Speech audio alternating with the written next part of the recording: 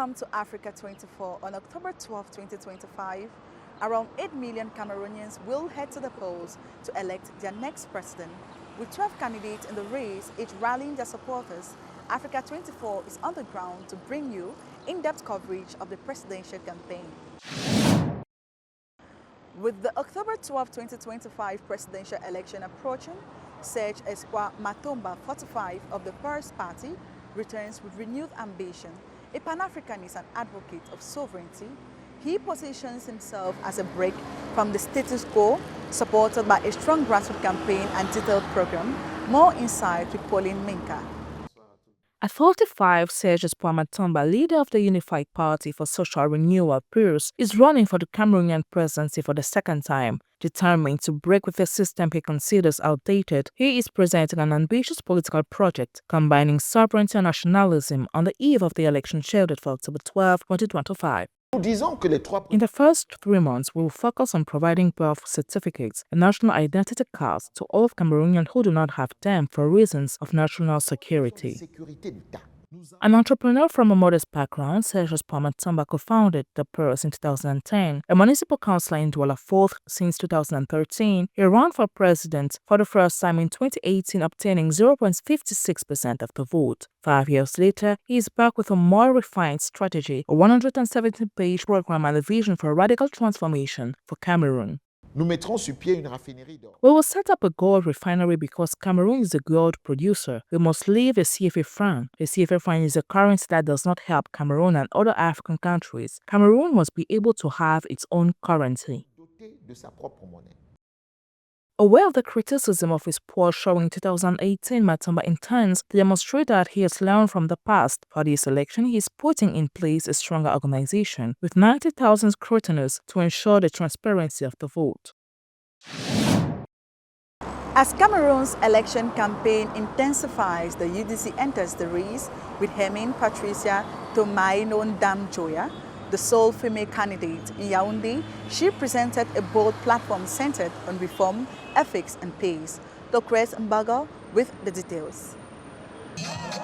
The election campaign has been in full swing in Cameroon since September 27, 2025. In Yaoundé, on the esplanade of the multipurpose stadium, the Union Democratique du Cameroun (UDC) launched its campaign with energy. Its candidate, Hermine Patricia Tomaino Ndam-Joya, the only woman running for the highest office this year, unveiled the main points of the program.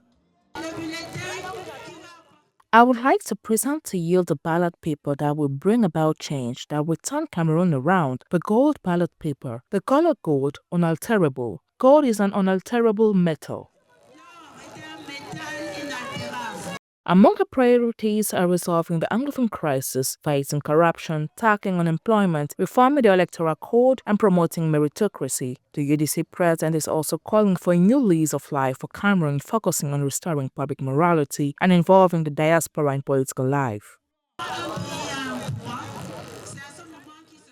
When a country has weight, that is when it gains respect internationally, and weight begins with respect for the republic, respect for citizens, the organization of fair and transparent elections, and the elimination of arbitrariness. This is how a country begins to gain respect from within.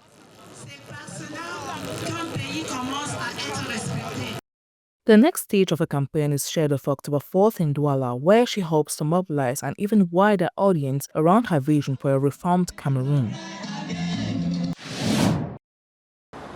Despite efforts in school building and digital reforms, Cameroon faces teacher shortages, poor infrastructure and funding gaps hindering its 2030 education goals.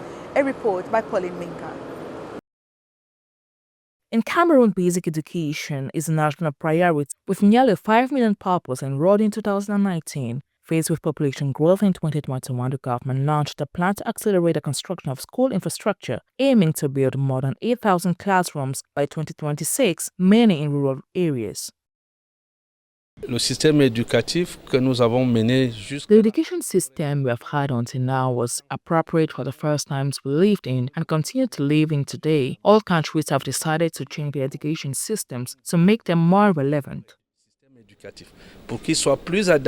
To ensure quality education by 2030, Cameroon has also launched a vast plan to digitize education and has been recruiting teachers on a massive scale since 2021 to fill the shortages. At the same time, the competency-based approach introduced in 2016 is gradually being implemented to train active and autonomous students who are capable of solving real-world problems by mobilizing their knowledge and skills. We will continue to recruit teachers, and overall the infrastructure needs to be rebuilt. More schools are being renovated and new schools are being built. However, despite 36 billion from CFAF in funding to support these reforms, several challenges remain. Infrastructure is still precarious, there are regional disparities, and funding is insufficient, with only 3.2% of GDP allocated to education. These obstacles must be overcome to ensure the success of the education reform. In southern Cameroon, a new era in mining has begun with the inauguration of the Bipinzi Grand Zambi mine, a major project that promises to transform the local and national economy. Nassis Hum reporting from Kribi. In Kribi, located in southern Cameroon, the authorities inaugurated the Bipinzi Grand Zambi mine on September 22, 2025. This project, the result of a strategic partnership with the Chinese group Sinosteel, represents an investment of nearly 640 billion from CFA. It is one of the largest mining projects in the country, with an estimated annual production capacity of 4 million tons of iron concentrate, according to Prime Minister Joseph Diengute.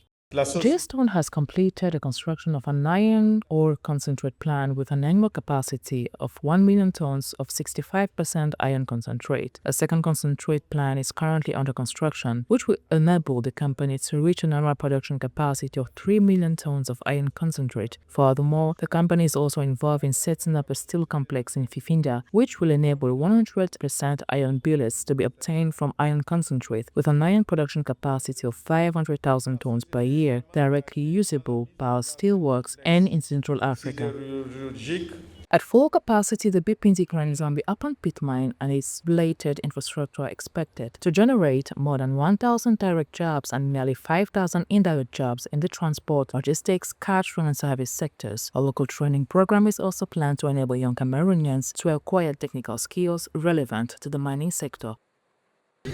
Our CEO's main vision is local transformation that retains the most added value and importance in Cameroon, trying to make a modest contribution to improving our trade balance through foreign exchange, and most importantly, the social aspect. It is a vision of 25,000 direct jobs across all our projects. The economic benefits are considerable. Estimated annual tax revenues of over 25 billion from CFA, enhanced value for the deepwater port of Kribi thanks to the mineral terminal, and a contribution to exports that will strengthen Cameroon's trade balance. At a local level, coastal communities will benefit from social projects such as rural development, schools, construction, and improved health services, financed by the Community Development Fund attached to the project. In the same vein, the head of government launched work on the single-scale mineral terminal, a modern infrastructure designed to strengthen the deepwater port's export capacity. As October 12 approaches, Africa 24 will continue to deliver balanced and timely coverage of Cameroon's presidential race. Follow the campaign journal on My Africa 24 and across our networks for updates that go beyond the headlines.